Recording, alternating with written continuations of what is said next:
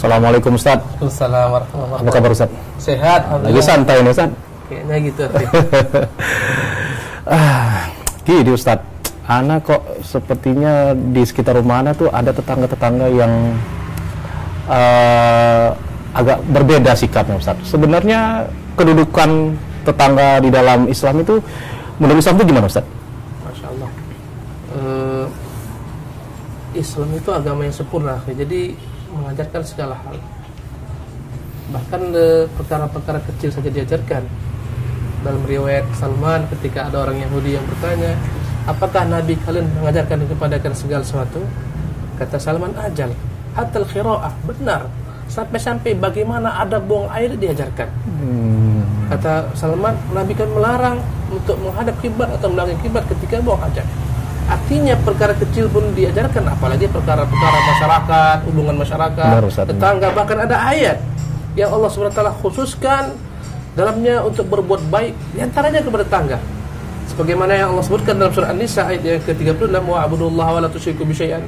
Perintah agar kita menyembah Allah semata, jangan menyekutukannya. Setelah itu kata Allah, wa bil walidaini ihsana, berbuat baiklah kepada kedua orang tua, wa bidil qurba, berbuat baiklah kepada kerabat-kerabat, wal yatama, berbuat baiklah kepada anak-anak yatim, wal masakin, berbuat baiklah kepada orang-orang miskin, wal jari dil qurba. Sini dia, berbuat baiklah kepada tetangga-tetangga yang dia kerabatmu. Subhanallah. Ada juga wal jaril junub, ada ayat berikutnya, dan tetangga bersampingan denganmu.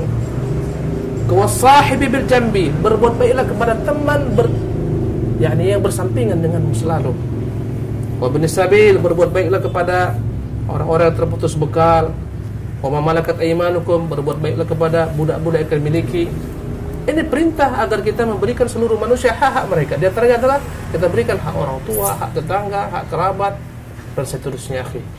Jadi tetangga itu memang dimuliakan. Ada adab-adabnya, ada cara-caranya dalam memuliakan tetangga itu, Ustaz, ya. Sampai turun ayat mengenai hal ini. Bahkan suatu ketika datang Rasulullah SAW memberitahukan kepada para sahabat-sahabat beliau, ya. Apa kata Nabi SAW? Beliau mengatakan, "Man yu'minu billahi wal yawmil akhir falyu'dhi jarah." Barang siapa yang mengaku dia itu beriman kepada Allah, beriman kepada hari akhir, jangan coba-coba menyakiti tetangganya. Tadi perintah dalam Al-Quran, perintah dalam hadis. Bahkan dikaitkan iman dengan berbuat baik kepada tetangga. Jadi kita beriman, ada hubungan antara kita beriman dengan memuliakan tetangga. Yang mengaku beriman sempurna imannya, pasti dia muliakan tetangganya. Kalau anda kata dia mengaku beriman, antum lihat salatnya baik, tetapi bermuamalah sama tetangga rusak, ini imannya nggak benar. Salatnya baik dia jaga, tapi hak tetangga nggak dia jaga. Kadang-kadang sampah-sampah dibuang ke tetangga, ya sakit tetangga. Ini imannya dipertanyakan. Kata Nabi, la yu'minu, la yu'minu, la yu'minu, nggak beriman. Qila man ya Rasulullah? Siapa itu Rasulullah? Kata Nabi, man la ya'manu jaruhu bawa'iqahu. Tetangga yang tidak pernah merasa aman daripada kejahatannya, orang ini nggak beriman. Jadi memang, wah, berarti Islam itu mengatur dengan benar ya Ustaz, ya? Sempurna sih. Tapi terkadang Ustaz, begini Ustaz, ada fenomena yang terjadi di lingkungan lah Ustaz. Ada tetangga-tetangga kita yang tidak berbuat baik kepada kita, seperti cenderung menjalimin. Itu sebenarnya gimana sikap kita seorang muslim yang baik untuk terhadap sikap tetangga yang seperti ini Ustaz? Tentunya kita mengamalkan surah Wal Asri. Kata Allah SWT dalam surah Al Asri, wa tawassaw bil haqq wa tawassaw bis sabr. Hendaklah yakni mereka saling memberikan nasihat untuk berbuat, ya, melakukan sesuatu yang hak, ya, untuk mengajarkan yang hak, menyampaikan yang hak. Tentunya pertama kali antum datangi tetangga tersebut dengan cara yang baik, bijak, seolah-olah tidak mengajari. Bagaimana antum informasikan kepada dia bagaimana Islam menitahkan kita berbuat baik kepada tetangga. Ya. Jadi memang semua itu sudah diatur Ustaz, ya, terhadap tetangga yang kurang baik pun kita harus bersikap baik. Jadi tidak ada jadi apakah kita tidak harus membalas dengan hal yang kurang baik juga begitu Ustaz, ya? Dalam Islam pun dilarang kita, andai kata tetangga berbuat kejelekan akhirnya kita balas dengan kejelekan, nggak boleh. Dilarang kita. La darara wala dirara, tidaklah boleh seorang itu membahayakan, nggak boleh dibahayakan kata Nabi. Misalnya nih tetangga hantarkan ke rumah kita sampah, nggak boleh akhirnya kita hantarkan juga sampah kita ke rumahnya, enggak, beritahukan dia dengan cara yang baik-baik. nggak benar seperti ini Pak. Kezaliman nggak boleh bahasan kezaliman. Gimana pula Ustadz? Apakah sikap-sikap yang tadi Ustadz, sikap-sikap bertetangga yang Ustadz tadi jelaskan, itu kan apakah itu hanya untuk kaum sesama Muslim atau untuk non Muslim? Ya kan kita belum masyarakat Ustadz. Ada yang Nasrani, ada yang dari agama-agama lain. Apakah sikap itu tetap sama juga untuk tetangga walaupun dia bukan seiman dengan kita, Ustadz? Yang jelas tadi ada tadi hadis yang saya lupa. Jibril pernah membisikkan kepada Nabi SAW, kata Rasulullah SAW, mazala Jibrilu yusini biljar. Sesungguhnya Jibril terus menerus mengingatkan saya agar berbuat baik kepada tetangga. Biljar, kepada tetangga, hatta dhanantu annahu sayuwarithuhu. Sampai-sampai aku menganggap Jibril nanti akan suruh aku untuk memberikan keterangan agar tetangga mewariskan kepada tetangga lainnya. Sampai seperti itu kata Rasulullah. Jibril terus menerus mengingatkan aku untuk berbuat baik kepada tetangga, sehingga aku menyangka Jibril kelak akan mengatakan tetangga suruh mewariskan kepada tetangga lainnya. Kata-kata ini kata-kata aljar umum. Berarti apa? Semua tetangga itu kita harus berbuat baik kepadanya. Dan dalam Islam, dan ayat tadi sebutkan ada namanya wal jari dzil qurba, tetangga yang merupakan kerabat. Berarti dua punya hak ya. Pertama hak tetangga, yang kedua hak sebagai kerabat. Wal jari al junub, tetangga bersampingan. Ya, andai kata dia seorang Muslim, yang tadi dia Muslim, kerabat Anda, tetangga, tiga haknya. Pertama hak sebagai seorang Muslim, kedua hak sebagai kerabat Anda, ketiga hak sebagai tetangga. Kadang-kadang dia bukan kerabat, maka dua haknya. Sebagai seorang Muslim, yang kedua sebagai tetangga. Terkadang nggak ada haknya ke tetangga. Dia bukan Muslim, dia bukan kerabat, dan dia tetangga Anda, maka haknya satu apa? Tetangga. Tetap Anda muliakan dia. Nabi mengunjungi orang Yahudi, mendakwahinya, sallallahu alaihi wasallam, berbuat baik kepadanya. Itu saja. Sebenarnya yang kalau di dalam Islam itu kategori yang disebutkan tetangga itu apakah tetangga sebelah rumah atau beberapa rumah dari apa kan mungkin beberapa orang pada punya persepsi tetangga itu di sebelah rumah. Itu sebenarnya menurut Islam kategori tetangga itu gimana Ustaz? Ya.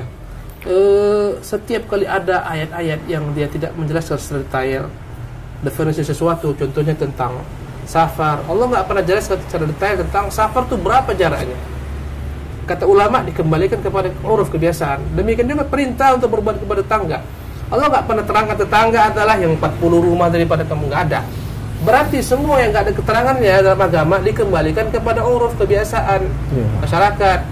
Tetangga di kota lain dengan tetangga di kampung. Di kampung boleh jadi 5 kilo dia tetangga Anda karena nggak ada rumah-rumah. Tapi di kota siapa tetangga Anda? Yang biasanya menurut orang tetangga yang di depan rumah kita, sampai rumah, belakang rumah ini tetangga. Jadi tidak ada kategori sekian rumah. Satu hal lagi saya ingatkan. Tetangga itu bukanlah secara sempit kita pahami harus yang hubungan dekat dengan kita karena satu perumahan, bukan. Tetangga itu lebih daripada itu, adalah orang yang senantiasa bersama kita. Di kantor nih contohnya. Teman samping kita yang berdekatan aja itu tetangga kita.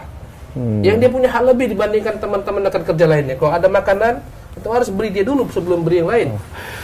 Tetangga di rumah, istri kita wasahibi bil jambi, dan sahabat dekat.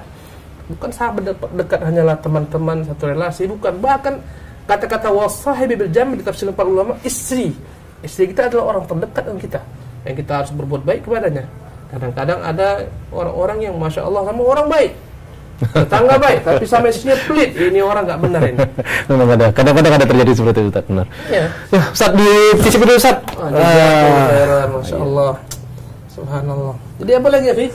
Jadi kalau kita lihat itu kan sudah diajarkan Rasulullah dan dipraktikkan oleh Rasulullah. Di dalam praktiknya itu gimana? Pernahkah dijelaskan bahwa apa sikap-sikap pada tetangga Rasulullah terhadap sikap Rasulullah itu tersebut? Iya. Yang jelas, Fi, subhanallah. Pernah salah seorang bertanya kepada Nabi SAW tentang sosok seorang perempuan. Kata mereka, perempuan itu baik loh Rasulullah. Ibadahnya banyak, salat malamnya banyak, puasa siangnya banyak, tetapi lisannya ini nggak pernah diam untuk menyakiti tetangganya. Apa kata Rasulullah SAW ketika itu? La khaira fiha, perempuan itu nggak ada kebaikan padanya. Hiya finnar, perempuan itu adalah ahli neraka. Itu bayangkan. Jadi dalam agama kita bukan hanya diperintahkan salatmu, enggak. Ini hablum minallah, tapi harus juga hablum minan nas. Tetangga kita harus berbuat baik kepadanya. Perempuan ini kata Rasulullah, hiya finnar, di neraka. Gara-gara apa?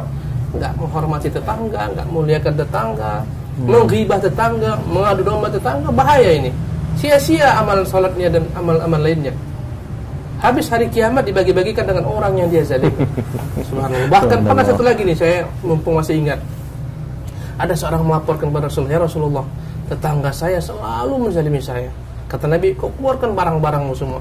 Dia keluarkan barang-barangnya seolah-olah mau hijrah. Lewat orang, kenapa kok aku mau pindah ini, kenapa? Aku nggak betah di sini, tetangga samping ini jelek. Apa dia bilang? Tiap kali orang lewat, tangga samping ini jelek. Datanglah tangga itu melapor kepada Nabi, ya Rasulullah, aku dilaknat, dikutuk orang gara-gara dia. Kenapa? Dia berbuat seperti ini, kata Rasulullah. Kamu telah menyakiti dia. Dan sebelum orang-orang melaknatmu, Allah telah melaknatmu terlebih dahulu. Bahaya sih. Subhanallah, begitu besar, begitu mulia Islam mengatur ada bertetangga, Ustaz ya. Alhamdulillah dari pembicaraan ini Ana mendapat banyak menarik hikmah bahwa gimana seorang muslim itu harus bertetangga walaupun sesama muslim dan dengan non muslim juga. Alhamdulillah, terima kasih Ustaz atas pencerahannya. Mudah-mudahan kita bisa berjumpa lagi Ustaz, insyaallah. Amin.